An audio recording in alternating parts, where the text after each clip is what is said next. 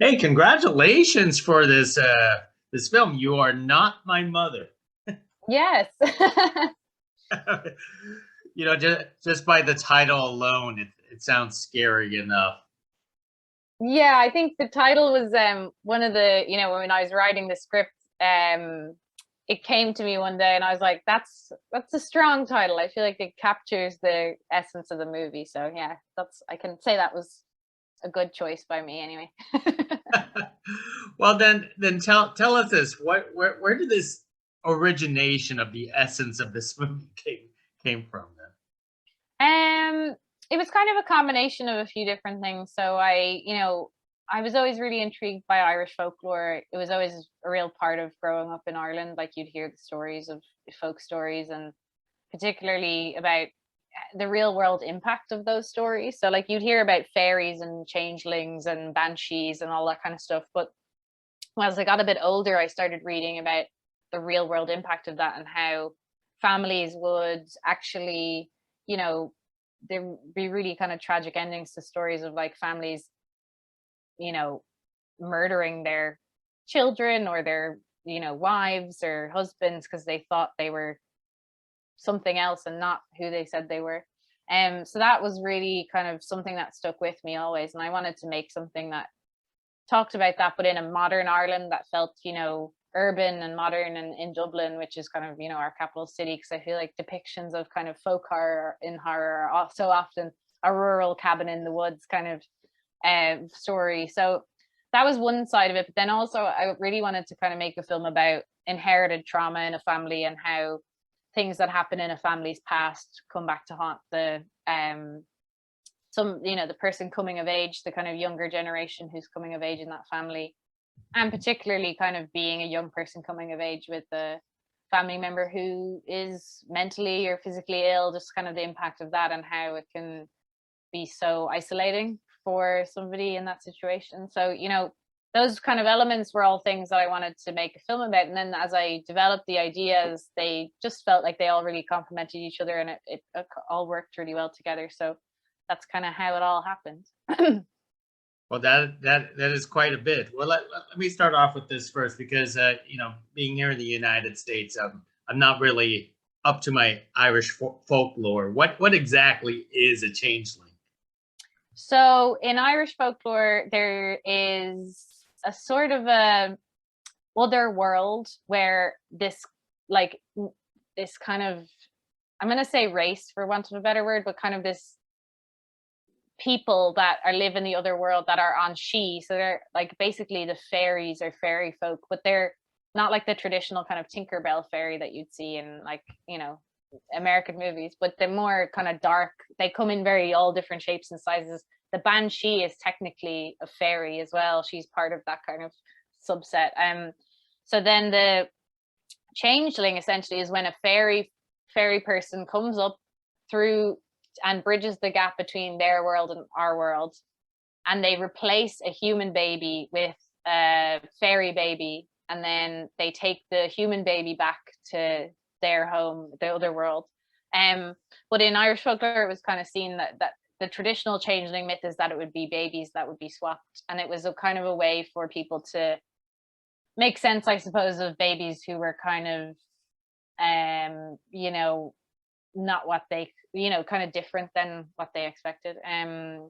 So, but then also in Irish folk history, there's like a lot of stories of adult humans who are thought to be changelings as well. So it's not just babies, it was kind of across the board. It was whoever was kind of acting in a way that people didn't like, similar to kind of like witches, I suppose, witch trials. It was like kind of that was our way of making sense of, say, like an independent woman who owned her own property. So yeah. So that hence the transition into like mental illness. People who thinks strangely of people who act differently. Yes, yeah. So it was like, in like traditionally it was kind of either people who were acting strangely mentally, but like some people, like Bridget Cleary, who was burned by her husband in 1895, which was the last case of a changeling. Some people think she just had a flu, like a just like a kind of a regular flu illness, and people thought that she was a changeling. So it could be kind of anything. It could be a physical difference of mental difference, whatever kind of set you apart from the rest of the society at the time. It is always amazing to hear these type of folklore or traditions, that Mm. coming from changelings to like exorcism, all because of mental illness. But so in the link to like bonfires and stuff, is it just that fairies have a tremendous fear of that type of energy, that type of fire? I think it's like it's weird. It's like always mentioned in folklore, this idea that the fire is cleansing and it kind of keeps the fairies at bay. But like in on Samhain, which is the Gaelic traditional holiday, which is now Halloween essentially, um that was tradition to light bonfires on Samhain, because the night of Samhain was seen as like when our veil was at its thinnest between our world and the other world. So the people who had died would come back, or fairies could pass through. So I think back then it was literally just that the bonfire lit up the dark, so you weren't afraid of the dark. So the dark was kind of kept at bay. So I think it's probably a very like simple reason, but it's like this idea then the fire becomes this like cleansing or like spiritual kind of protector in a way, which is really interesting. Well, I'm impressed with the bonfire setup in your film. That's something I wish I could build in my own backyard. Yeah, it's funny. It's like in Ireland still. So it's like the pagan holiday of Samhain, like the bonfires were a big thing. But in like on Halloween night in Dublin, it's very much based on kind of what actually happens. Like people in housing estates here, they'll light a huge bonfire in the green in the middle of all the houses. And like there's bonfires all over the city on Halloween night, and all the fire brigade are like trying to put them out all the time. But it's like the pagan roots just come back and we have to light a bonfire. It's like really funny. Now, I'm also fascinated about this film is because, like you were saying that it was like a coming of age story, but I also found it like a sort of like a relationship between the women in the family, because not just Hmm. mother daughter, but there's even like a grandmother involved throughout the entire film. Talk about that. Yeah. So, for me, it was really about kind of having three generations, and like how, a traumatic event happens in the past of the family, and how each generation kind of deals with that differently. And, very much kind of how, you know, different women and generations of Irish women have kind of different ways of dealing with the traumas of the past. And like even in my own family, like I grew up in with my single mother kind of taking care of me, but we lived in my grandmother's house for a while when I was growing up. And just like kind of the different dynamics of that and how you kind of navigate the conflicts between the three different women is like really interesting to me. But then also there was kind of a tie-in with the paganism aspect, because when I was researching the script, there's like this three goddess symbol, which is like the maiden, the mother, and the crone. And it's meant to be the three stages of like a woman's life. So you're kind of young, and then you're this mother, which is like that's your purpose in this middle section of your life. And then you're the crone. So you're like this kind of witch. And I found that really interesting, just like how even the names of those three goddesses like is kind of so prescriptive of like women of certain like what age you are as a woman. So yeah, that was kind of part of it too. Well, traditions change, and that's for certain. Yes. So let's talk about your cast, because you have Hazel anchoring throughout the entire film. Tell about your why she's perfect for the role in this film. Yeah, I think like Hazel's she's kind of an anomaly. She's so, she was only 18 when we shot the film, but she's kind of like 18 going on 60. Like she's so mature and thoughtful, and she had so many questions for me before we shot the film, and I sent her books and everything. Like we had such a great dialogue in prep that she put so much into it, and she couldn't really relate to what Char had gone through it all in her own life, but she really kind of did work to understand that and really put herself in that place. And I think she's just a brilliant actor in terms of like you know, Char as a character is so internal and doesn't really have any dialogue, and you kind of have to have it all play on her face so much of the movie. And Hazel just knew how to kind of do that so delicately without it feeling kind of over the top, or you know, she just could do such slight things that would make you really your heart break, just a certain look. And I think she's really talented, you know. It's just something that she's a natural in terms of that kind of performance. So we were really lucky to get her, and so happy she could be part of the movie. I was going to bring up the limited dialogue because it seems like to be on purpose, but it really did set the mood for a film like this. Yeah, well, I think, you know, so much of the movie is about what happens when you don't communicate as a family, or as, you know, when you don't tell people what's going on, or you don't you know, talk to people about how you feel. So I think the lack of dialogue was very much part of that. I think when we were even in prep, there was probably more dialogue in scenes, but when we ran scenes like to kind of have the actors play off each other, we would often be like, does this actually need to be said? It kind of is said by being unsaid. So yeah, it was very kind of left up to kind of the reactions of people playing off each other a lot of the time, rather than kind of people ever saying what they really meant. Now the makeup, you know, I don't want to reveal too much, but the makeup. How about this? How did you come up with the makeup design for you know, a possible changeling in this? I mean, it's a nightmare if I would ever see one in the Yeah. shadows. I think we the only really kind of like main reference I gave to, like, obviously there was lots of like, you know, artwork and kind of different art that I saw that I sent to Madonna, the makeup designer, but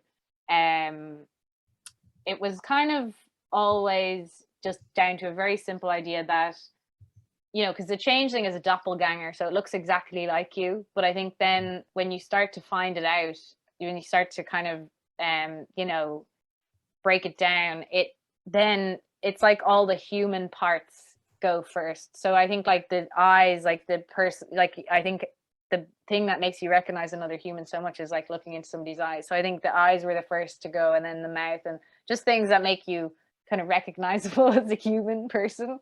So it was kind of like just losing all the things that make you kind of recognizable to somebody, and how that kind of degrades over time. But yeah, Madonna Bambino, she was working with a really limited budget and did an amazing job of what we achieved in the end. And it was really great to kind of work with practical makeup as well. So we actually got to shoot it on, you know, there on set, and it just kind of really helped for Hazel's performance as well to see that face in real life too, which was really great. So yeah, it was fantastic. I can't imagine how long you put Caroline through through that process. Yeah, it was like we got it down. The first time it was like, yeah, 3-4 hours, 3 hours maybe, and then I kind of got down to like almost 2. It was like, yeah, they got into the swing of it. It was good. That is great. And I understand this is your directorial debut for a feature film. I mean, how was that overall experience? I guess a lot of people start with horror. Does that make it easier? Um, yeah, I don't know. I mean, I was just always really drawn to horror as a genre. I've loved horror. Like you know, it's my favorite genre of movie.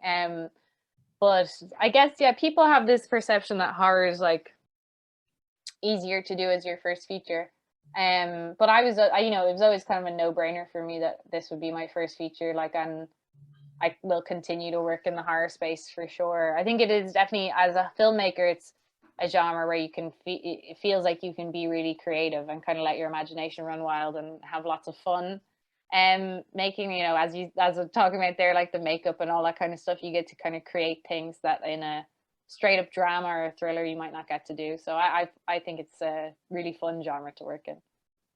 So for Kate, for you, what's next? It sounds like you want to do more horror, maybe something else different in the Irish folklore, maybe a banshee or something. I mean, I'd love to make a Banshee movie. I would. It's a hard story to crack though, because the Banshee, she's not exactly like bad. You know, she just is an omen of death. She just warns you that somebody's going to die in your family by screaming. So it's just kind of, it's hard. She's a hard one to crack in terms of a movie, but I'll get to her one day. But no, I think, yeah, I have two horror projects in development in Ireland, so they're both horror features. So definitely will be in the horror space for the next foreseeable future. But I mean, as I said, I love the genre, and I have great fun creating monsters and all that kind of thing. So I will be in that genre for the foreseeable anyway. Great. And one more thing before I let you go is because I've seen quite a few Irish movies lately, and everything is all linked to sort of this horror type of setting. What is up with Ireland being the perfect setting for the horror genre? I don't know. I mean, like, we have our folklore and our history is very kind of unknowable. There's a lot of kind of strange and unusual elements to Ireland, and very mystical, I think, lands that feels kind of magical in a way. And I think our landscapes probably lend themselves very well. We've got a lot of forests and greenery and all that kind of stuff, so it doesn't feel too kind of overwhelmed by cities. So it's kind of a lot left to the imagination of what could be out there. So yeah, I'm not sure why actually, but hopefully more Irish horror movies set in Ireland will be coming out in the future.